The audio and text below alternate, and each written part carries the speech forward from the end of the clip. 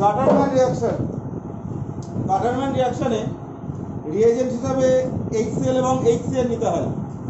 AlCl3 catalyst হিসাবে কাজ করে। তাহলে প্রথমে যে বিক্রিয়াটা হয় HCl এবং HCl,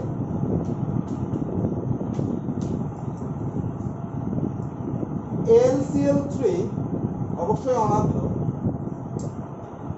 AlCl3 মিডিয়ামে এখানে HCl এর সঙ্গে হাইড্রোজেন ক্লোরিন, এই যে এই ক্লোরিনটা দেখছো সেটা যুক্ত হয়ে যায় এই Cl এর সঙ্গে, whereas হাইড্রোজেনটি যুক্ত হয় N এর সঙ্গে। তাহলে আমরা যে জিনিসটা পাই এখান থেকে সেটা হচ্ছে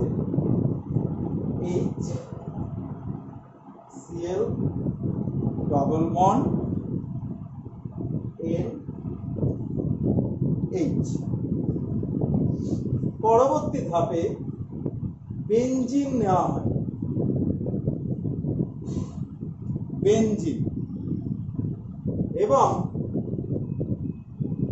বেনজিন নেওয়ার পর Cl CH double bond CH double bond NH এই জিনিসটি হয়। বেনজিনের সঙ্গে এটি বিক্রিয়া করে এক অণু HCl অপসারিত করে এবং আমরা পাই হচ্ছে C6H5 CH double bond NH, অর্থাৎ বেনজিমিন। এই জিনিসটা আমরা আগেও পেয়েছিলাম স্টিফেনসন, এখানেও তো। নেক্সট ধাপে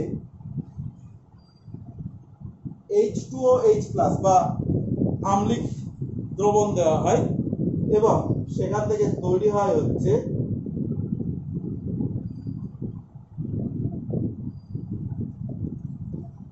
CH ডাবল বন্ড O, অর্থাৎ বেনজালডিহাইড।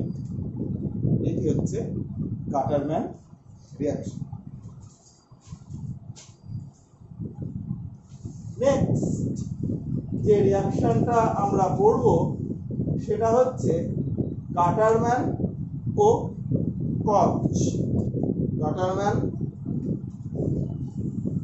কচ রিঅ্যাকশন। এখানে রিয়েজেন্ট হিসাবে আগেরটায় যেরকম HCl ব্যবহার করা হয়েছিল এবং HCN ব্যবহার করা হয়েছিল, এখানে HCN এর পরিবর্তে CO কার্বন মনোক্সাইড ব্যবহার করা হয়। অর্থাৎ এখানে রিয়েজেন্ট হিসাবে থাকে হচ্ছে CO প্লাস HCl, ঠিক আছে। ক্যাটালিস্ট হিসাবে থাকে অ্যানহাইড্রাস AlCl3 ও Cu2Cl2 কিউপ্রাস ক্লোরাইড। সলভেন্ট বা দ্রাবক হিসাবে থাকে হচ্ছে নাইট্রোবেনজিন এবং এই সমগ্র বিক্রিয়াটি 50 ডিগ্রি সেন্টিগ্রেড টেম্পারেচারে করা হয়, ঠিক আছে। নেওয়া হয় হচ্ছে বেনজিন, রিয়েজেন্ট হিসাবে CO প্লাস HCl, ক্যাটালিস্ট দেওয়া হয় হচ্ছে AlCl3 Cu2Cl2, দ্রাবক হিসাবে দেওয়া হয় নাইট্রোবেনজিন এবং 50 ডিগ্রি সেন্টিগ্রেড বিক্রিয়া।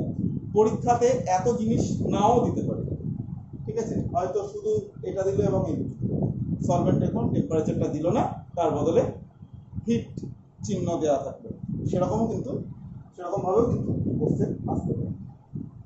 যেটা হবে সেটা হচ্ছে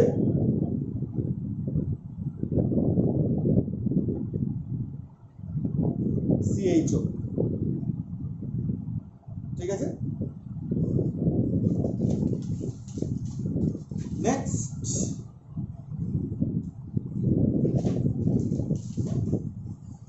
আর একটি বিক্রিয়া,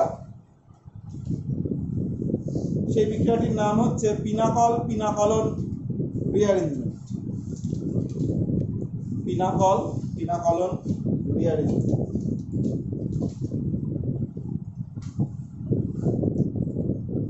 1,2-ডায়লকে পিনাকল বলা হয়। ধরা যাক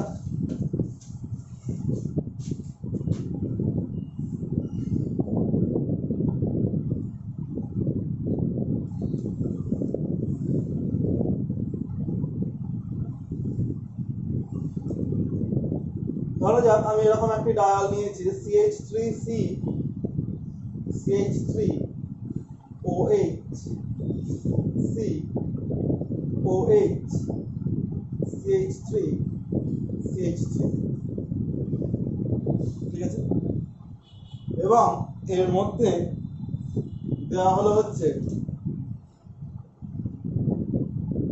কনসেন্ট্রেটেড H2SO4। ঠিক আছে, এখানে রিঅ্যারেঞ্জমেন্ট হয় এবং একটি এমির শিফট হয়, এমি শিফট। তাহলে CH3C ডাবল বন্ড O, আর এই কার্বনটিতে এমি শিফট হলো, অর্থাৎ OH টা থাকলো না। CH3 CH3 CH3, এটি হচ্ছে পিনাকল পিনাকলন রিঅ্যারেঞ্জমেন্ট। মেকানিজমটা দেখা যাক কি হয়।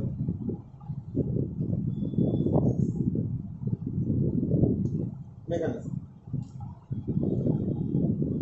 এই যে জিনিসটি দেখছো, অর্থাৎ CH3 COH CH3 OH CH3 CH3, এখানে এই কনসেন্ট্রেটেড H প্লাস এটা একটি OH কে প্রোটনেটেড করে,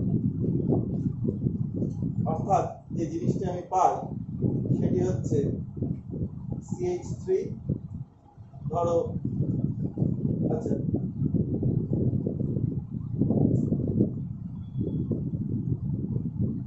ধরো OH CH3 CH3 CH3 OH2 plus. পরের ধাপে কি হয়, H2O বেরিয়ে যায়, অর্থাৎ আমি যেটি পাই সেটি হচ্ছে CH3 CH3 OH C plus CH3 CH3 হলো। এরপরে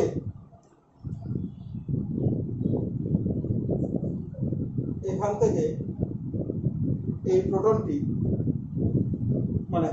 এই হাইড্রোজেনটি প্রোটন হিসাবে নির্গত হয় এবং এই C ডাবল বন্ড O তৈরি হয়, এবং পর মুহূর্তেই সঙ্গে সঙ্গে যেহেতু C ডাবল বন্ড O যদি তৈরি হয়, তোমরা একটু দেখতে পাবে যে এখানে যদি তুমি ডবল বন্ড কল্পনা করে নাও, এই জায়গাটায় যদি ডবল বন্ড কল্পনা করে নাও, তাহলে দেখো এই কার্বনটি পঞ্চযোজী হয়ে যাচ্ছে, অর্থাৎ 1 2 3 4 চারটে বন্ড তো ছিল, এবার ডবল বন্ড কল্পনা করতে বলছি, তার মানে 5টা বন্ড হচ্ছে। সেটি হতে পারে না, সুতরাং একটি মিথাইল শিফট হবে। ঠিক আছে, এটাকে বলা হয় 1,2 এমি শিফট। ফলে কি হয় দেখো, CH3 C double bond O C CH3 CH3 CH3, বোঝা গেল? এবার যদি এরকম সাধারণ সিমেট্রিক্যাল এই ধরনের জিনিস দেয়, তাহলে মেকানিজম হলো এরকম ভাবে।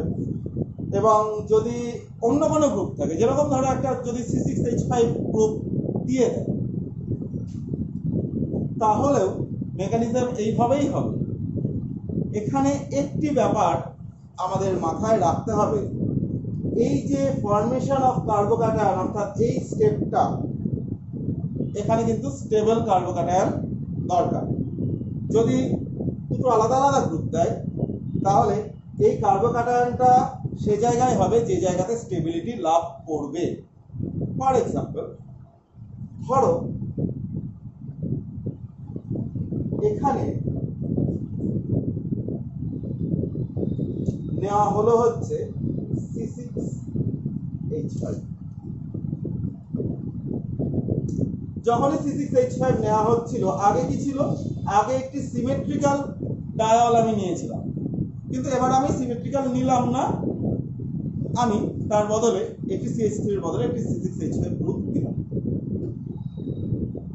এখানে তাহলে দুটো জায়গায় মানে দুটো OH প্রোটনেটেড হতে পারে, হয় এটা নয় এটা, এবং দুটি জায়গা থেকে জল অপসারিত হতে পারে, হয় এখান থেকে বা এখান থেকে।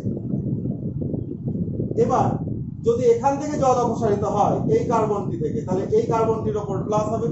যদি এখান থেকে জল অপসারিত হয়, তাহলে এই কার্বনটির ওপর প্লাস হবে। বোঝা গেল? এইবার ধরো H প্লাস হলো, H2O নির্গত হলো।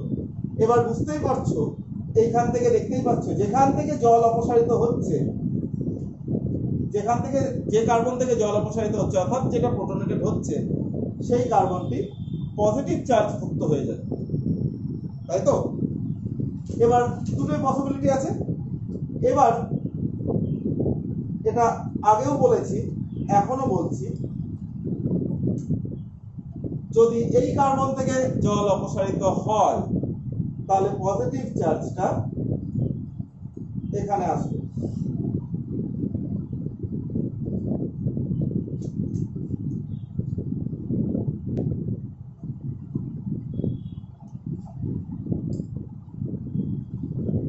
এবং পজিটিভ চার্জ যদি এখানে আসে, দেখো পজিটিভ চার্জটা C6H5 বা বেনজিন রিং এর সাথে কনজুগেশনে আছে। বেনজিন রিং এর সাথে কিসে আছে? কনজুগেশনে আছে। এবার কনজুগেশনে যদি থাকে, তাহলে কি হবে? এই positive charge is stabilized by resonance. এই পজিটিভ চার্জটি রেজোনেন্স দ্বারা স্টেবিলিটি পাচ্ছে। এবার তাহলে কি হবে? এখান থেকে প্রোটন মানে H প্লাস প্রোটন হিসেবে যাবে, এই CH3 কে এখানে যুক্ত করবে। তাহলে এটা পাবো, এটা হচ্ছে CH3 CH, সরি এটা তো শিফট হলো, এখানে মিথাইল শিফট হবে, double bond O C CH3 CH3 C6H5। বোঝা গেল? তাহলে আমি এই কার্বনিক কম্পাউন্ডটি পাবো। ঠিক আছে, এভাবেই থাক।